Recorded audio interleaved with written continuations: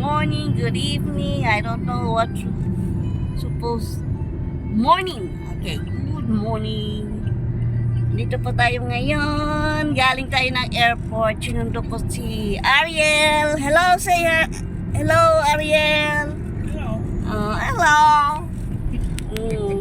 And Raymond is there. Raymond. Oh, hindi makita si Raymond kasi madilim. Ayan naman si paring driver. Si kuya. Wala. Galing kami ng airport. And then, andito na kami banda sa may Toril. So, yan siya guys. Yan. Sorry talaga guys, nawili kami ng kwentuhan. Hindi tayo nakapag-vlog. Alam mo, madaldal lang ang inyong chika babes. Di siya na mga ilang araw na rin ako hindi nakapag-vlog. Kasi gawa na nabisya ko doon sa aking sasakyan. Maaga na ICU.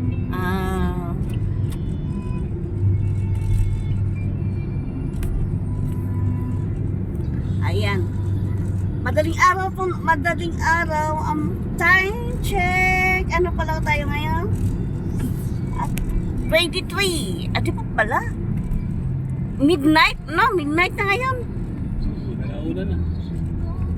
Di pa? Alauna, madaling araw. Ay, alauna na pala ng madaling araw, guys.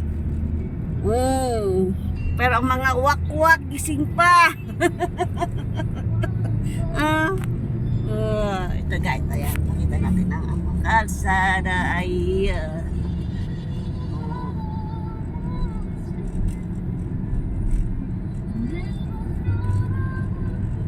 ito yung kinaganda ng pag ganito kang oras Wala na guys. bibiyahe, no? Walang traffic. Yung kalsada, no?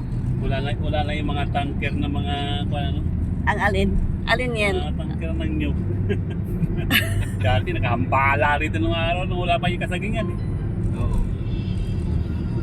Mura pa yung Tawag doon. Pero maganda, maayos yung kalsada natin dito,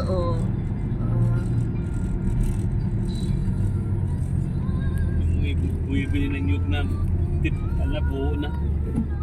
ngayon, kadalasan. Pero mas mahal ngayon yung kopra. Mas ngayon Tumaas yung kopra. 70 daw per kilo. Kaya nga sa Pitro magtatanim ako ng lubi doon.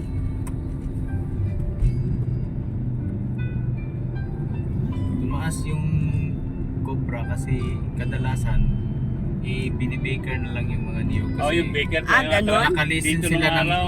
nakalisin sila ng yung tao, yung labor kasi nagpipitas ka tapos pinipilat mo. Saan pala yan? Ate, maraming babayaran eh. Sa parte pala ng Santa Cruz. Di ba yung iba baker na yun? Yun nga. baker. Yung bisa sa may Santa Cruz. Marami dito sa Davao din. Meron naman yan. Hmm. Pero dito mga malaking kumpanya. Dito sa Kaya pangalan nung Franklin Baker. araw makita mo sa tabing kalsada, nakapila lang siya. Ngayon wala, naubos lahat lang niya. Puro kasagingan na.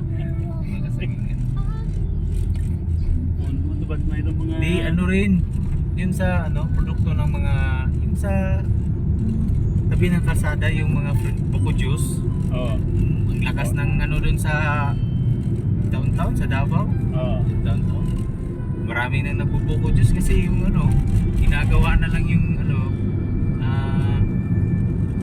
namamahingat ng mga biyahidor na malalayo.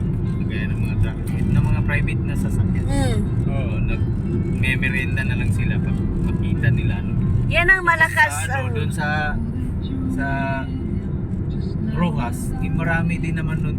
Dito nilada nga yung buko na dinideliver araw-araw eh. Gusto talaga.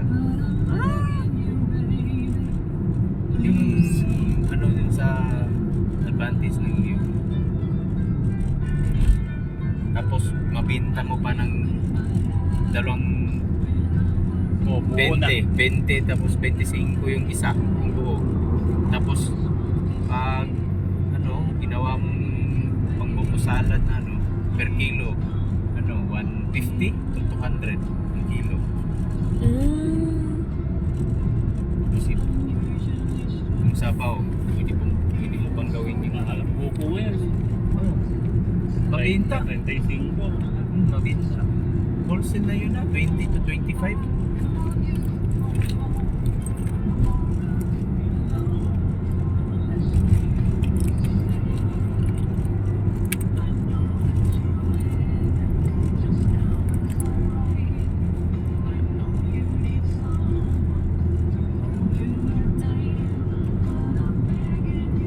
Yung nagaya ng araw. Pagdamo nito sa puro nyo.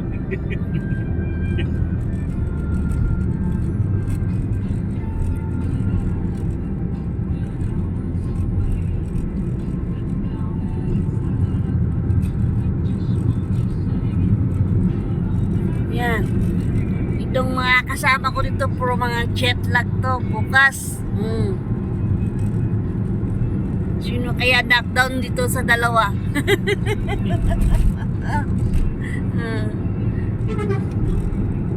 Ang bilis na kayo, no? Buti hindi kayo na delay.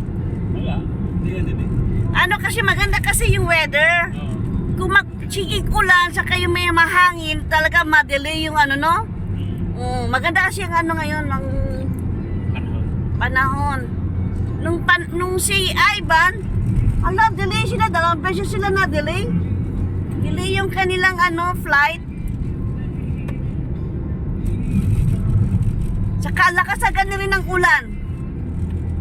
Di- Oo, talaga yun. Hindi nung andun pa kayo, nung nasa Maynila pa kayo, Wala. maayos pa. Ayos. Parang sumama yung ulan sa inyo ba? Yung ulan doon sa Maynila sumama sa inyo. Umabot dito sa Davao, umulan na. Sinabi nila yung aeroplano nyo bumaba na. Siya, paglakas ng ulan, napuputi naman nagdala ako ng payong. Isa lang man din payong din nila ko. No? Kung meron pa to si Kuya, nakilala natin yung last year. Last year ba yun? O last other year? Oh, last year. Last year. Diretso rin sana di tayo pauwi pa ganito,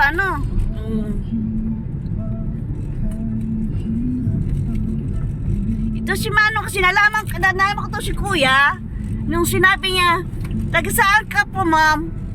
Taga Malala, pero meron lang ako pipikapin dyan sa airport. Kaya sabi ko sa kanya, sabi niya, kung nag-offer lang siya kung pwede daw. Ano yung sabi mo sa akin? 2,000. Davao to Malalag. Glass ko kasi sila yung tumawa na Kaya nataka ako din, bakit di ka takot na makarating ng Malalag? Pala, taga Malalag rin ka. Taga, Pero yung kapatid ko doon pa rin sa Malalag. kaya nga sabi ko, Bisita ko lang minsan. Minsan siya yung bumibisita dahil sa Davao. so sinabi ko, kung kinabkala ko lang kung mag-hotel kami, tapos bukas naman Sabado, wala naman ding office. Gusto ko pagpunta ko, mayroon ng office akong mapuntahan. Wala naman, sarado naman yan, di ba? O uwi na lang kami, diretso, di ba? Sa Monday na lang kami uli babalik. Guys, lalo yata kung iitim itong lagay natin to. Madilim.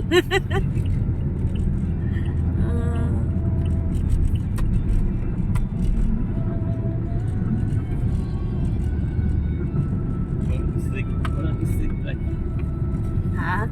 Wala siya kahit solar man lang wala. 'Di ba solar ba yan provide yan ng mga barangay?